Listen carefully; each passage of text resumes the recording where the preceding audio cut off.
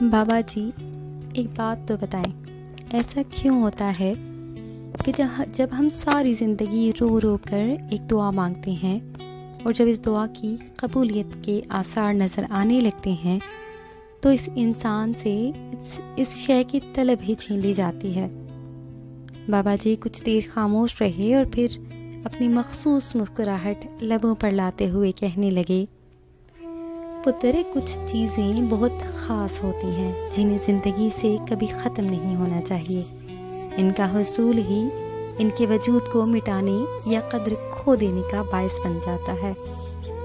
چل چھوٹی چھوٹی چیزوں سے مثالیں لیتے ہیں۔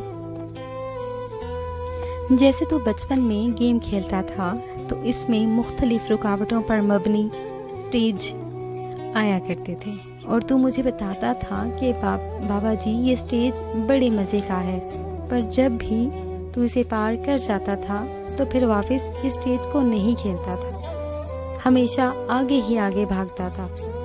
یا پھر یہ دیکھ کہ سبزی والا تب تک ہی چیختا ہے جب تک اس کی ریڑھی میں سبزی موجود ہوتی ہے، ایک بار جو مال ختم ہو جائے تو پھر شور نہیں کرتا۔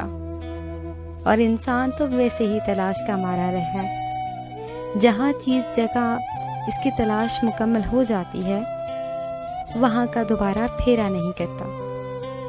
پر کچھ رشتے، کچھ دعائیں اتنی سہنی اور پاک ہوتی ہیں کہ اللہ پاک نہیں چاہتے کہ ان لافانی جسموں کو ہم لافانی دنیا حاصل کر کے کھو دیں، لہٰذا اللہ پاک ہمیں روک دیتے ہیں تاکہ اندر ہی اندر ہمارے حصول اور طلب کا شعلہ بھڑکتا ہی رہے، بھلے آنچ دھیمی ہو پر جذبہ زندہ ہو۔